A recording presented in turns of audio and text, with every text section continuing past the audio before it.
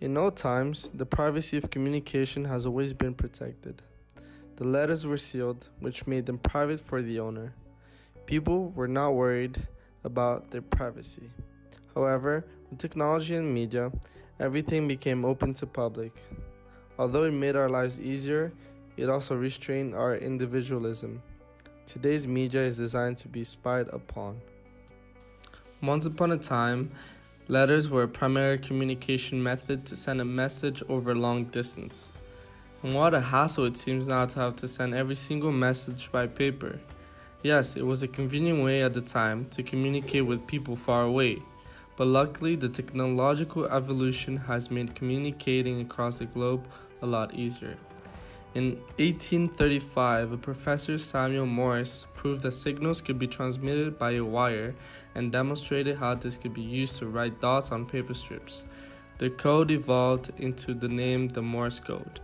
We have a lot to thank these men for, because if it hadn't been for them, we would have not the out-favorite little shiny toy to send and receive messages today. Over many years, the phone evolved to become a thing that had its place in many households, and eventually even the mobile phone arrived on the market. A phone that could be carried around. Amazing, or what? The next big thing was the internet. The big, magnificent, mystical internet. The first commercial public use of the internet was through emails, and it happened in 1989. However, the true birth of the internet happened at the very start of 1983, but the internet wasn't invading people's home until 1990s. From there on, media has implemented itself in our lives to the extent that Mark Dawes claims we are living our lives in media rather than with media.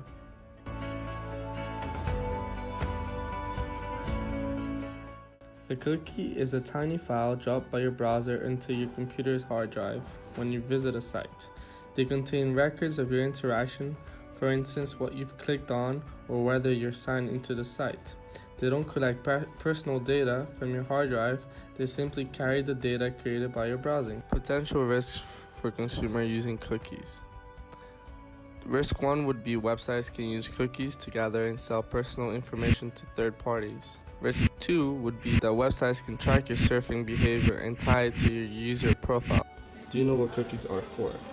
Well, I know a lot of websites offer them, and they asked me to accept them, but I'm not really sure why. So I just do. Do you think cookies are safe? Well, I don't really know that much about them, and they usually say learn more, but it's too long, so I never really click on it. And because I just want to buy my stuff or just look online for something. Did you know websites use your cookies to personalize the ads? Really? Oh, I didn't know that. They my data, my own data. Yes. Oh, okay. I did not know that. How do you feel about them now? Well, I don't know. It's kind of weird because I don't like people. It's kind of entering into my own private place, I guess. If it's my data, why do they need it? So, where do you store your information or photos? Well, I use iCloud because I have an Apple product, so it's easier for me to just store everything in iCloud. So I don't have to carry a hard drive everywhere I go, and it's just safer, I guess, because I wouldn't be able to lose them. It's in the cloud. Okay, so if I ask you to go on your photos and type in bra, would you be able to do that for me? Yeah, sure. Oh. What? Whoa. That's weird. I didn't know. It's kind of scary. I didn't know they could just recognize parts of bodies. So did you know that celebrities or famous people get their private photos or information leaked? Yeah, I have heard of that, but I think that those are people who are targeting the celebrities. So I wouldn't think that would happen to me. And I know security is a very big issue nowadays. But, it's just part of life. To find out how to protect yourself, and experts say it's a very hard thing to do once something has been digitized. A hacker got nude and semi-nude photos from the iCloud. Actually, I was surprised because some of the services that are being used in the cloud tend to be a little secure, but we should always be careful of what images we want to share. It used to be that you'd take a racy photo of someone and you had a Polaroid and it was that one copy. But as soon as you digitize that, that actually makes it open to anyone online. Really, there's no way that you can actually secure it.